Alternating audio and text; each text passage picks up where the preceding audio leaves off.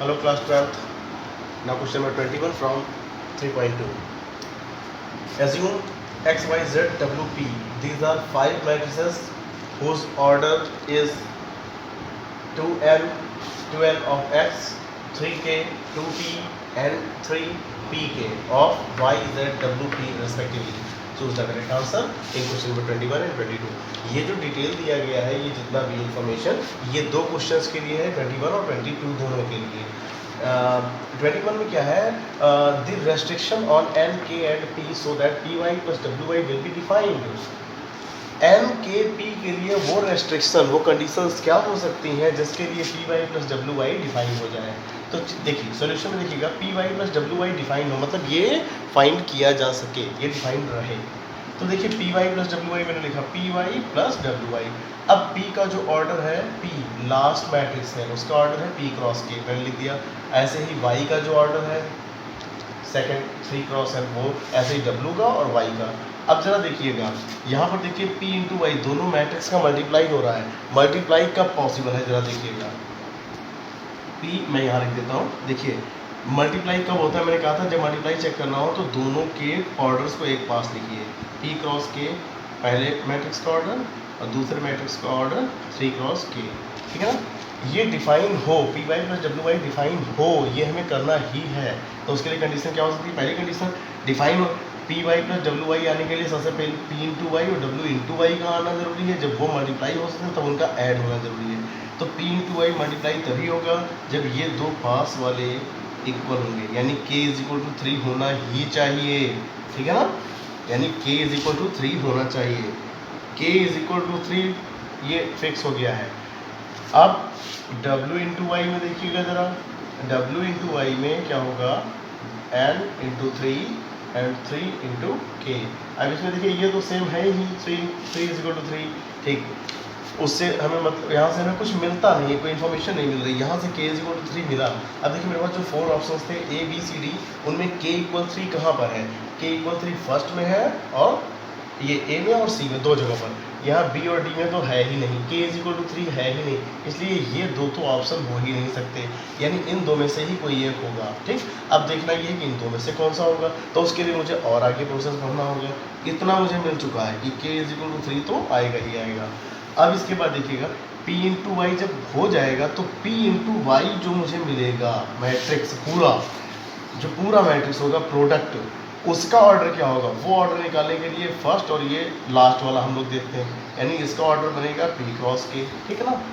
आप ये देखिए w इंटू वाई, जब w और y का मल्टीप्लाई हो जाएगा जो पूरा प्रोडक्ट मैट्रिक्स मिलेगा उसका ऑर्डर क्या होगा, n इंटू के, n इंटू के. यही तो होता है, हमने सिखा रखा है कि जब दो मैट्रिक्स का मल्टीप्लाई होगा तो जो मल्टीप्लाई होने के बाद हमें रिजल्ट मिलेगा मैट्रिक्स, उसका ऑर्डर n क्रॉस के लास्ट वाले लिए जाते हैं.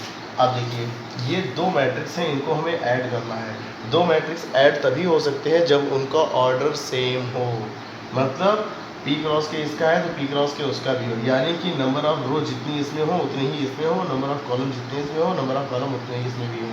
तो नंबर ऑफ कॉलम इसमें k है, इसमें भी नंबर ऑफ कॉलम k है, सही है.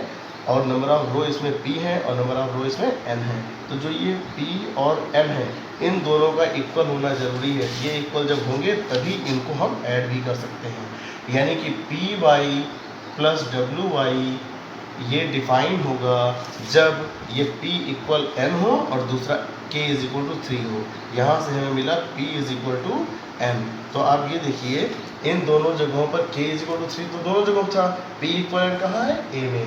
यानी कि हमारा a part he correct answer है. लिख देंगे therefore option a is correct. Okay. Now question number 22. If n is equal to p, then the order of the matrix 7x minus z is which option is correct? Solution देखते हैं. यहाँ 7x minus z का order क्या होगा ये बताना है और यहाँ पर ऑप्शन 4 है और n इक्वल p गिवन है. तो देखिए सबसे पहले ये जो x है और z है, सबसे पहले हम x का ऑर्डर देखते हैं. x फर्स्ट मैट्रिक्स है 2 क्रॉस n इसका ऑर्डर होगा, मैंने लिख दिया. और z थर्ड मैट्रिक्स है उसका ऑर्डर 2 क्रॉस p होगा, वो मैंने लिख दिया. और किसी भी स्केलर से मैट्रिक्स में मल्टीप्लाई करने पर मैट्रिक्स के ऑर्डर पे कोई भी इफेक्ट नहीं पड़ता है. यानी कि ये जो X मैट्रिक्स था इसका ऑर्डर 2 क्रॉस n था, 2 रोज एंड n कॉलम्स। तो जब इसमें हम स्केलर 7 से मल्टीप्लाई करेंगे तो 7 से मल्टीप्लाई हो जाने के बाद जो मैट्रिक्स हमें मिलेगा उस मैट्रिक्स का भी ऑर्डर वही रहेगा जो X का था। तो 7 से मल्टीप्लाई कर दिया तो 7x आया, उसका ऑर्डर भी 2 क्रॉस n। ऐसे ही Z में जब हमने 5 से मल्टीप्लाई किया तो 5Z का भी ऑर्डर वही 2 क्रॉस p। अब जरा देखिएगा यहाँ किया क्या जा रहा है, subtract 7x minus 5Z। 7x और 5Z को सब्ट्रैक्ट किया जा रहा है। तो कोई भी दो मैट्रिक्स ऐड या सब्ट्रैक्ट तभी हो सकते हैं जब उनका ऑर्डर सेम हो। तो ये दोनों सब्ट्रैक्ट होने ही होने हैं, ये तो कंडीशन दी गई है, ठीक है ना।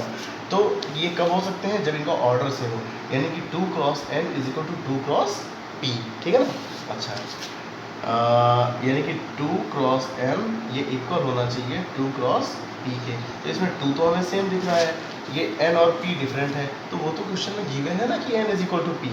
तो हम एक काम करते हैं 2 क्रॉस n भी, ये जो डिफरेंस इसका आएगा दोनों को सब्ट्रैक्ट करने के बाद जो रिजल्ट मैट्रिक्स मिलेगा उसका ऑर्डर भी वही होगा जो इन दोनों मैट्रिक्स का ऑर्डर है। तो देखिए 2 क्रॉस n और 2 क्रॉस p, तो अगर हम n is equal to p put कर दें, n के प्लेस पर p पुट कर दें, तो 2 क्रॉस p ये भी हो जाएगा, 2 क्रॉस p ये भी हो जाएगा, और इनपुट सब्ट्रैक्ट करने के बाद जो मैट्रिक्स मिलेगा उसका भी ऑर्डर 2 क्रॉस p होगा। तो फिर 2 क्रॉस p हमारे पास कहीं यहाँ पर ऑप्शन में है नहीं है, तो हम दूसरा काम करके देखते हैं। हम p is equal to n put करके p is equal to n put किया है, अब ठीक है ना। अब p is equal to n put करके देखते हैं, तो p के प्लेस पे जब n पुट करेंगे तो 2 क्रॉस n यहाँ भी हो गया, 2 क्रॉस n यहाँ भी हो गया। अब जो इनका सब्ट्रैक्ट करने पर जो मैट्रिक्स मिलेगा उसका भी ऑर्डर 2 क्रॉस n ही होगा, ठीक है ना। यानी इस मैट्रिक्स का ऑर्डर 2 क्रॉस n और 2 क्रॉस n बी ऑप्शन हमारे पास है, इसलिए ये करेक्ट है।